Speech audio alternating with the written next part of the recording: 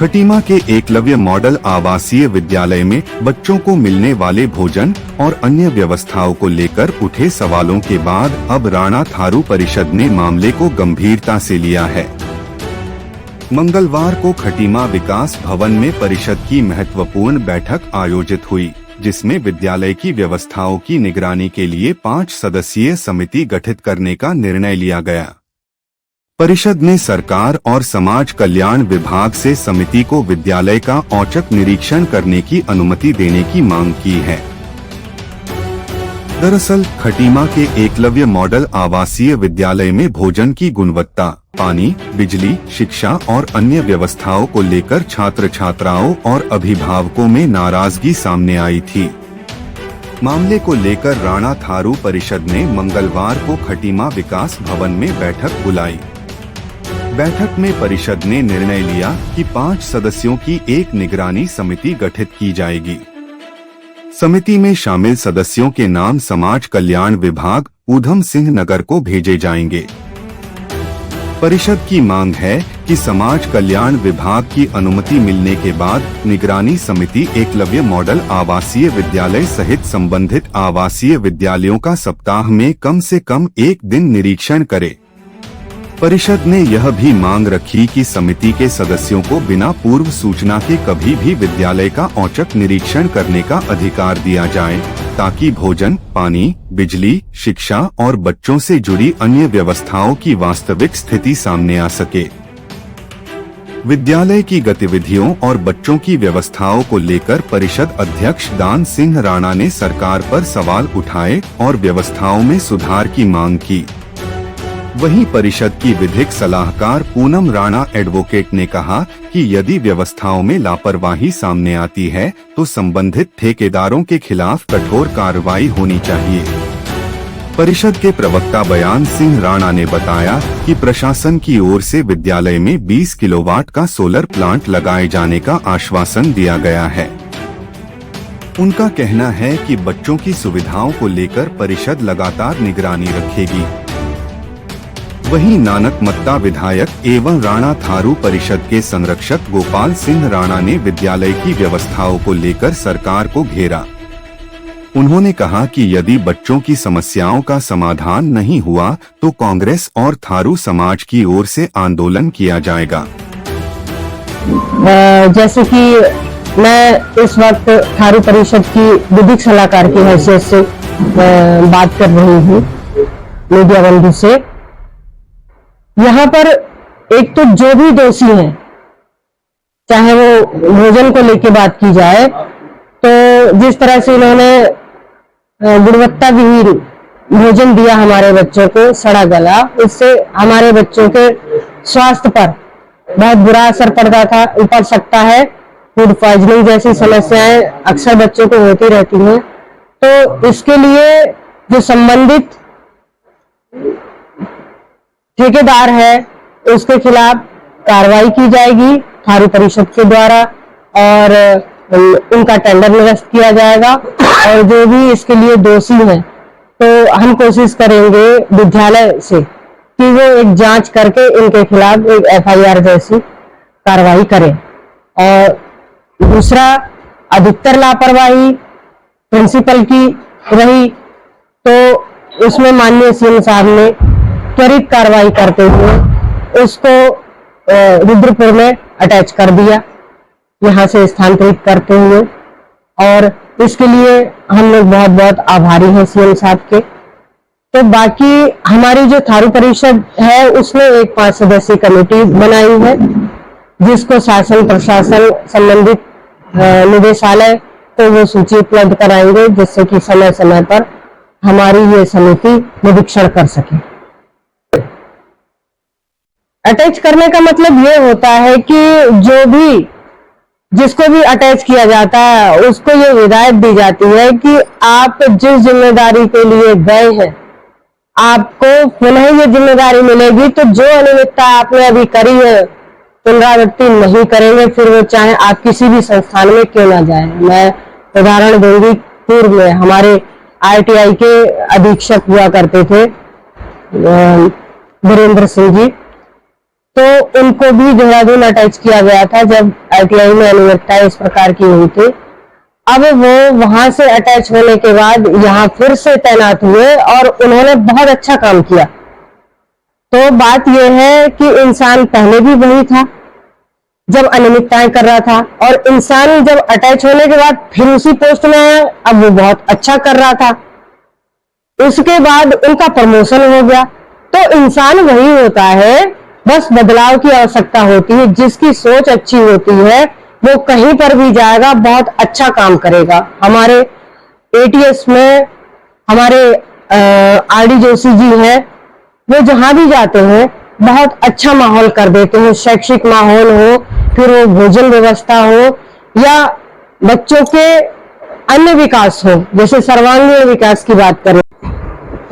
मानवर, मैं तो इसमें ये कहूंगा कि जो हमारे एकलव्य विद्यालय में जो गतिविधियां चल रही हैं, जिस तरह से आपने कहा कि खाने में कीड़े और वो, वास्तव में हम जान जाते कि जन क्या समझती है सरकार, चाहे कोई सी भी सरकार हो, कि उनके जो मातहत हैं कर्मचारी, जो प्रशासनिक अधिकारी हैं, वो इस तरह का खाना खिला रहे हैं जिसको कहते हैं जानवर तक नहीं खाता, वो हमारे बच्चों को खिला रहे हैं। बड़े दुख की बात है। आज इससे संबंध में हमने मीटिंग ली है थारू परिषद में। अभी निर्णय किया है कि एक कमेटी बनाई जाएगी जिसमें हमारे 5 सदस्य होंगे, 5 या 7, वो निगरानी कमेटी होगी जो उसको व्यवस्था को देखेगी।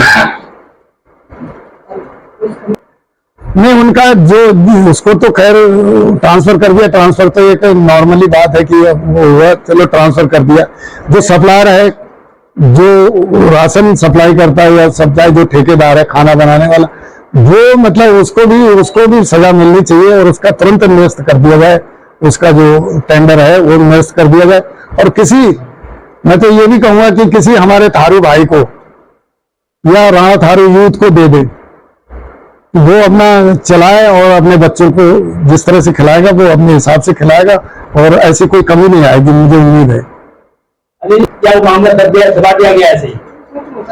ऐसी दबा दिया जाता है। वैसे तो एक चीज है, एक दूसरे को दोषारोपण कर देते हैं। हमारे बीच के कुछ कमी तो ये रही कि हमारे बीच के लोग भी मतलब उसमें इन्वॉल्व थे और उन्होंने हमारे लोगों को बदनाम करके कि उनको टेंडर नहीं मिला तो इसलिए उन्होंने बदनाम करा, नहीं तो। और वास्तव में उसमें जो छेड़खानी करी वो गलत तरीका। ऐसे आदमी को नहीं भेजना चाहिए, जबकि महिला टेलर आती, लड़कियों के लिए महिला होती और जेंट्स के लिए।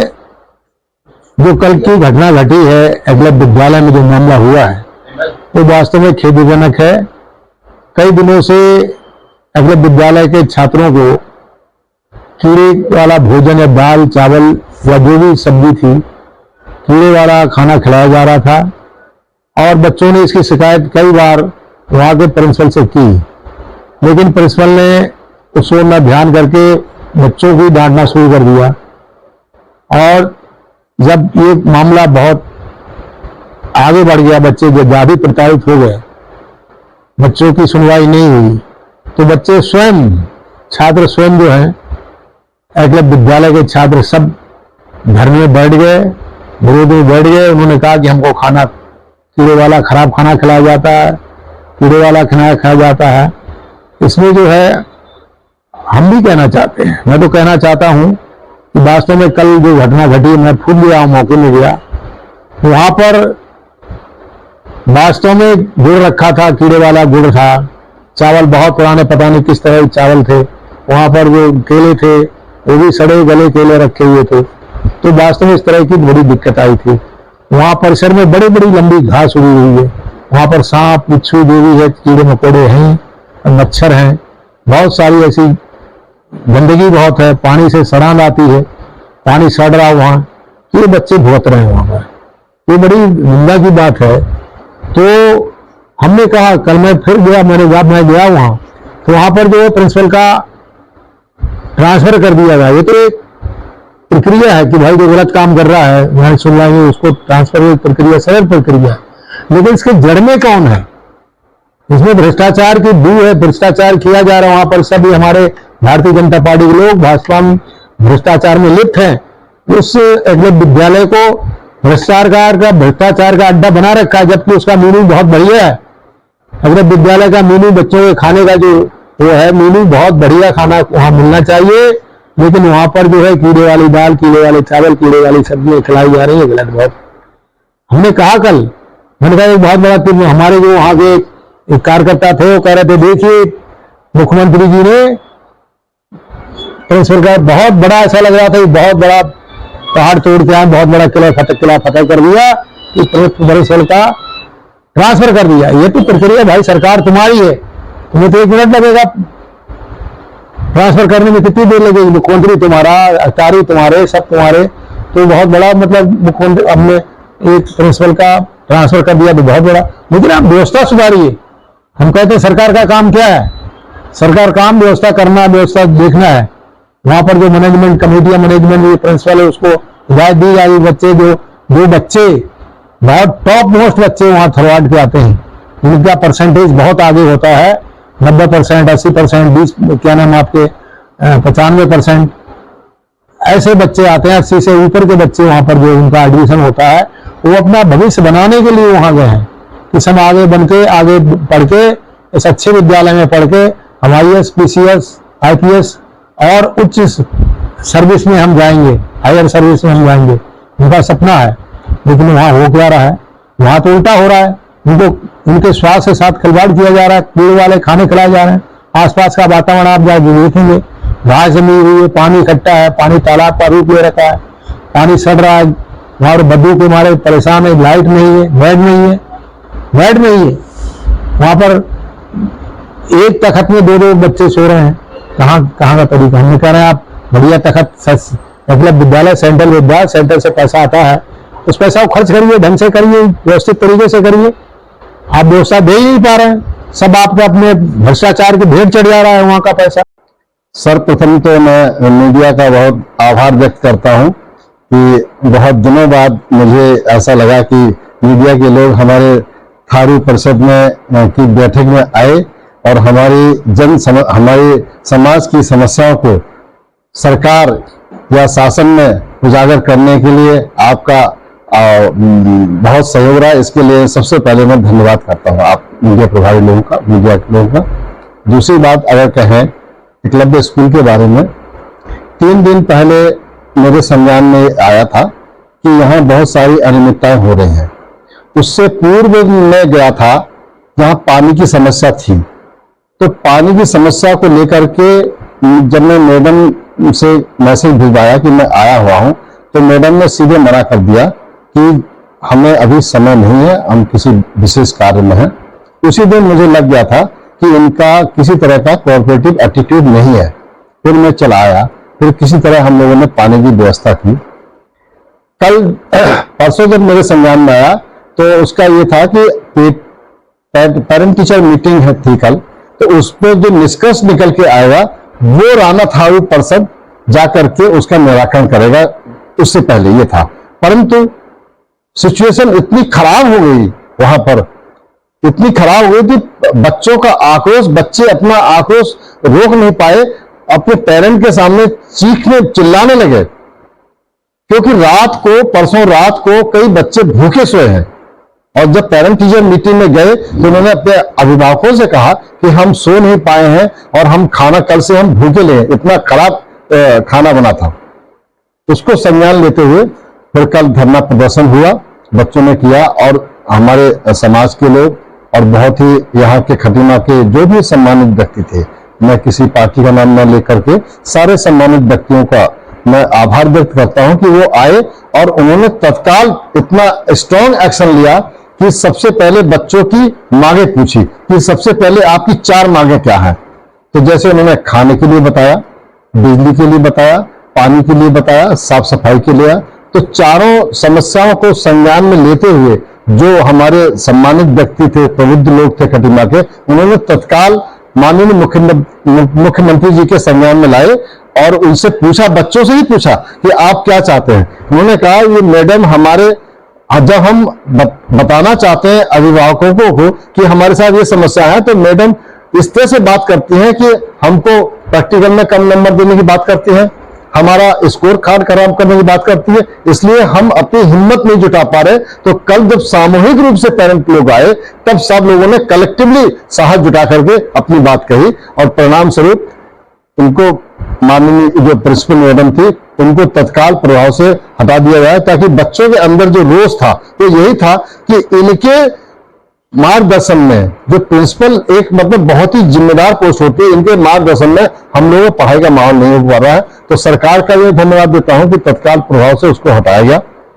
अब रही खाने की बात पे भी जो गुणवत्ता को ध्यान में रखा गया है और उस पर जो भी कॉन्ट्रैक्ट है उसके कार्रवाई के लिए पेपर लिए जा रहे हैं और जो भी उचित कार्रवाई होगी वो करेगा।